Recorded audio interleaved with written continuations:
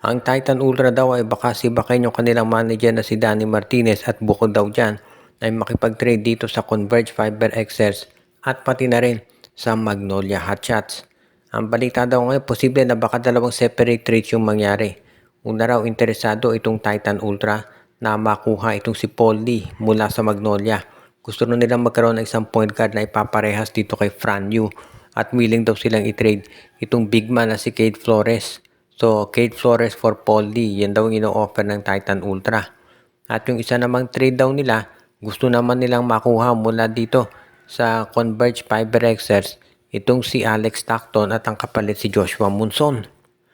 So, ang mangyayari dyan, si Alex Stockton for Joshua Monson at dito naman sa kabila, Paul Lee for Cade Flores.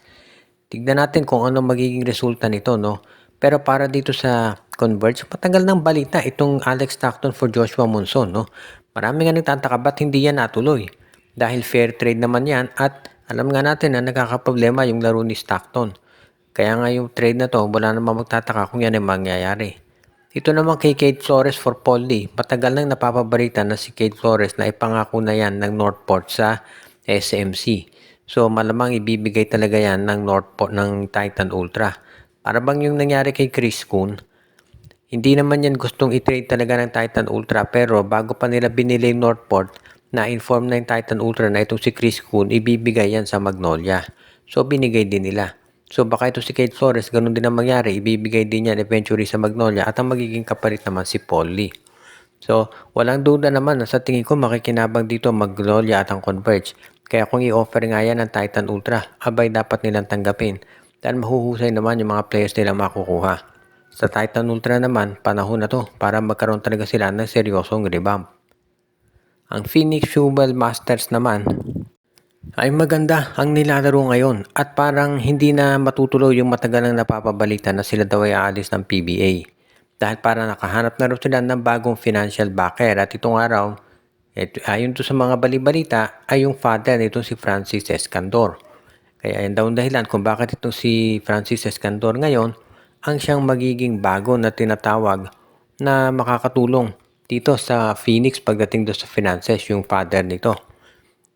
Regardless kung sino man yung backer ng Phoenix, no, kung si Dennis Uy pa rin yan or kung meron man bagong financial backer, ang importante dito umaangat na yung laro ng Fuel Masters at gumaganda na rin yung chance na sila hindi na aalis sa PBA.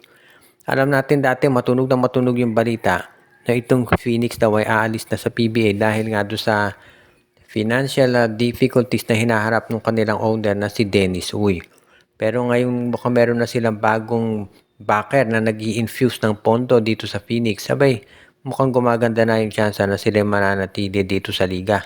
At syempre, good news yan para doon sa mga fans dahil ang gusto ng mga fans makakita ng mga independent teams. Wag na lang palaging SMC MVP ang naglalaban doon sa championship. Kaya nga kung sakasakali, magiging maganda to para sa PBA kung magtagal nga itong Phoenix. Pero lahat na niya syempre magdedepende doon sa ilalaro ng Phoenix Fuel Masters. Dahil gusto nating syempre makita kung ikaw yung Phoenix na talagang magiging malakas yung roster mo. Ngayon, kung ikaw naman itong Phoenix Fuel Masters, gusto mo rin siguraduhin talaga na magiging maganda naman yung performance ng team dahil syempre kung naglalako ka ng pera dyan, gusto mo syempre makita yung return on investment. At so far naman maganda ang pinapakita itong si Charles Chu bilang coach. Sabi nga nila ang ganda na ginagawa ng Phoenix kumpara dito sa Converge kahit na mas malaki ang budget ng Converge.